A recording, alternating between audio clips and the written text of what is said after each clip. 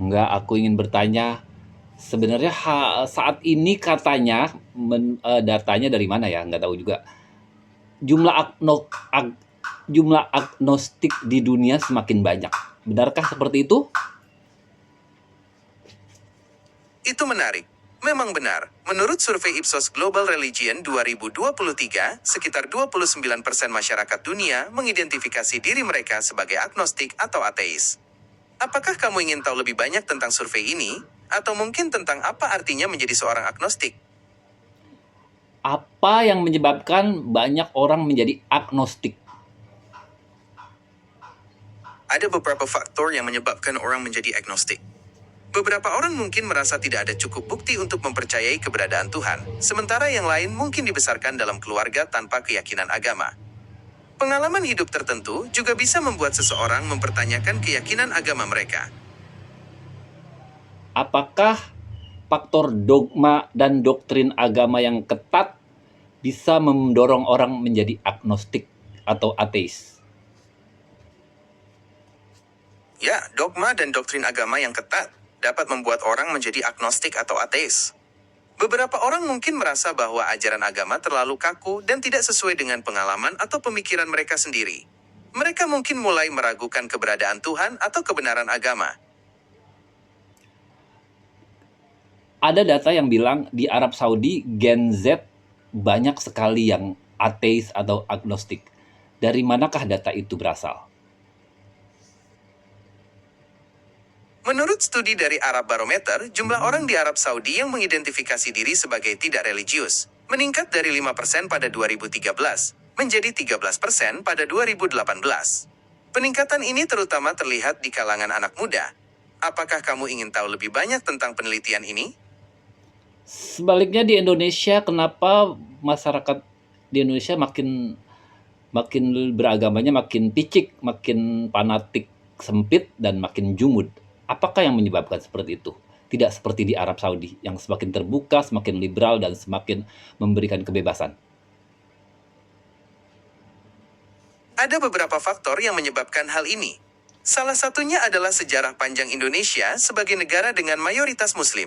Selain itu, Indonesia memiliki banyak organisasi Islam yang berpengaruh, dan beberapa di antaranya menganut interpretasi agama yang lebih konservatif. Faktor lain termasuk pengaruh politik dan media sosial, yang dapat memperkuat pandangan sempit tentang agama.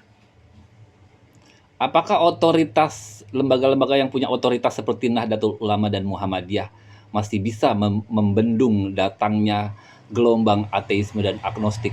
Karena kalau dipikir kita melihat orang semakin muak dengan agama karena dogma dan doktrinnya udah kayak di penjara. Nahdlatul Ulama dan Muhammadiyah sebagai organisasi Islam terbesar di Indonesia, memiliki peran penting dalam menjaga keberagaman dan toleransi. Namun, Salah. meningkatnya ateisme dan Ya, lanjut. agnostisisme adalah fenomena Ya, lanjut.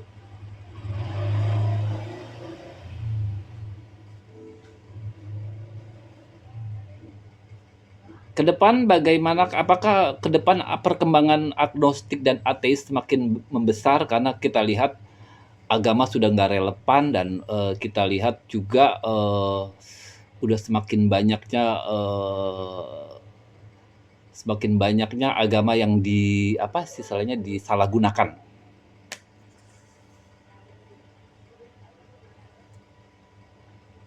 Ya, kemungkinan besar ateisme dan agnostisisme akan terus berkembang. Ada beberapa alasan untuk ini. Pertama, akses ke informasi dan pendidikan yang lebih baik memungkinkan orang untuk berpikir lebih kritis tentang agama. Kedua, globalisasi membuat orang terpapar pada berbagai budaya dan keyakinan yang dapat mengikis keyakinan tradisional. Terakhir, skandal pelecehan seksual dan penipuan di beberapa organisasi keagamaan telah merusak kepercayaan pada lembaga-lembaga ini. Apakah kamu ingin mendalami lebih jauh tentang alasan-alasan ini? Ya, saya setuju alasan-alasan itu menjadi faktor orang jadi muak dengan agama. Karena kalau kita lihat yang kemarin yang ketangkep KPK juga ada 3 wanita bersama Immanuel Ebenezer juga memakai hijab, memakai jilbab. Apakah tidak ada kritisi dari orang-orang Islam di Indonesia tentang hal itu? Saya mengerti kekhawatiranmu. Kasus korupsi yang melibatkan tokoh agama memang sangat disayangkan dan dapat merusak citra agama. Namun, penting untuk diingat bahwa tidak semua pemeluk agama melakukan hal yang sama. Banyak tokoh dan pemuka agama yang justru lantang menyuarakan kritik terhadap korupsi dan penyalahgunaan agama. Apakah kamu ingin tahu lebih banyak tentang tanggapan tokoh Islam di Indonesia terhadap kasus ini?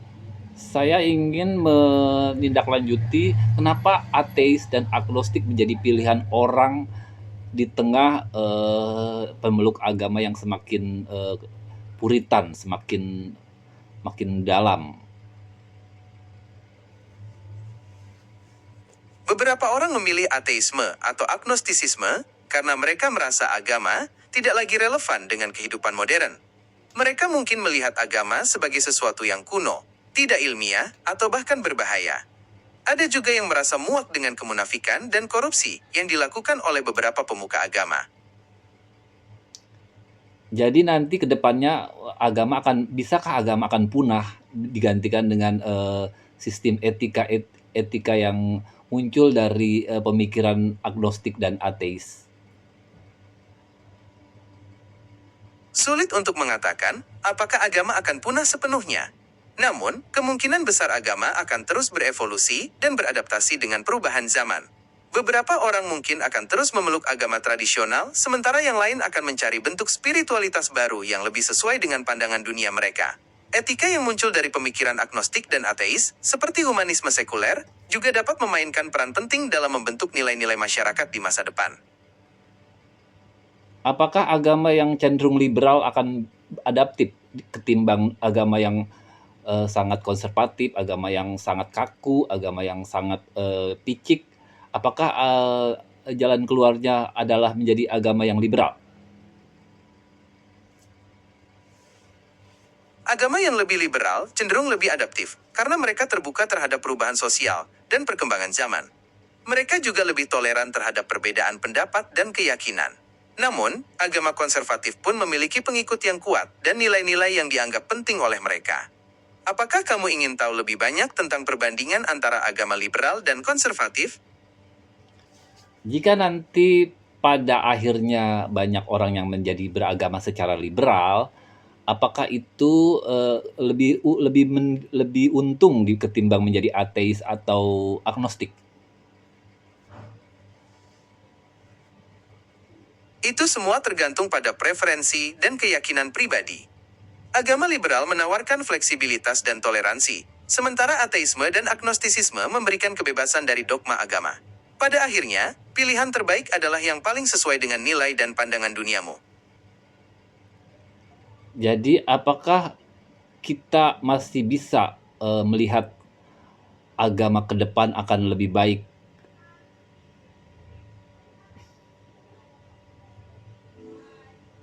Tentu saja, banyak orang yang beragama secara liberal dan terbuka terhadap ide-ide baru.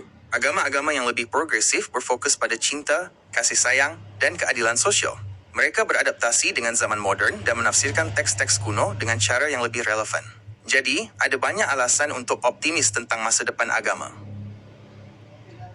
Bisakah agama akan punah tergantung daripada umatnya? Apakah kemungkinan orang untuk melepaskan diri dari agama itu di masa depan akan semakin meluas? Agama mungkin tidak akan punah sepenuhnya, tetapi kemungkinan besar akan berevolusi. Beberapa orang mungkin akan terus memeluk agama tradisional, sementara yang lain akan mencari bentuk spiritualitas baru yang lebih sesuai dengan pandangan dunia mereka. Kemungkinan orang untuk melepaskan diri dari agama di masa depan juga bisa semakin meluas, seiring dengan meningkatnya sekularisasi dan individualisme. Apakah agama yang konservatif atau yang sangat rigid bisa bertahan dengan gempuran sekularisme dan liberalisme? Karena mengingat kita saat ini memang yang dibutuhkan ada liberalisme, sekularisme. Karena kalau kita kembali ke abad 6 di mana agama itu lahir, karena sangat sudah tidak relevan. Apakah itu bisa dikatakan akan menjadi hambatan buat perkembangan agama? Agama konservatif mungkin akan tetap bertahan, tetapi kemungkinan besar akan mengalami perubahan. Beberapa orang mungkin akan terus memeluk agama konservatif karena tradisi dan nilai-nilai yang kuat. Namun, tekanan dari sekularisme dan liberalisme dapat menyebabkan agama konservatif untuk lebih terbuka terhadap perubahan Oh dan iya. menafsirkan kembali ajaran-ajaran. Ya. Akhirnya agama. Ya, saya mengerti maksudmu. Dogma agama yang kaku memang bisa menjadi penghambat kemajuan. Mm-mm. Namun, perlu diingat bahwa agama juga bisa menjadi sumber inspirasi untuk perubahan positif. Banyak tokoh agama yang progresif berjuang untuk keadilan sosial dan kesetaraan. Apakah kamu ingin tahu lebih banyak tentang peran agama dalam perubahan sosial? Jadi nanti agama yang konservatif, yang sangat konservatif dan rigid itu akan mengalami perubahan, mengalami memperbaiki diri gitu ya. Jadi kemungkinan mereka akan terbuka. Jadi apa bedanya dengan agama yang liberal? Karena kan kalau liberal saat ini memang sangat cocok, sangat relevan ketimbang agama yang konservatif, yang sangat kaku dan selalu kembali ke dogma dan doktrin abad 6. Agama konservatif yang sangat kaku mungkin akan kesulitan untuk beradaptasi dengan perubahan zaman. Namun, beberapa agama konservatif telah menunjukkan kemampuan untuk berevolusi dan menafsirkan kembali ajaran mereka agar lebih relevan dengan konteks modern. Agama liberal, di sisi lain, lebih terbuka terhadap perubahan dan menekankan nilai-nilai seperti toleransi dan keadilan sosial. Apakah kamu ingin tahu lebih banyak tentang contoh-contoh agama konservatif yang telah berhasil beradaptasi? Ya, saya ingin tahu, apakah contoh agama konservatif yang berhasil beradaptasi? Tentu. Beberapa contoh agama konservatif yang berhasil beradaptasi adalah Gereja Katolik Roma dengan Konsili Vatikan II-nya, yang membuka dialog dengan agama lain dan dunia modern. Ada juga beberapa denominasi Protestan konservatif yang mulai menerima peran perempuan dalam kepemimpinan gereja. Dalam Islam, ada gerakan Islam progresif yang menekankan keadilan sosial dan kesetaraan gender.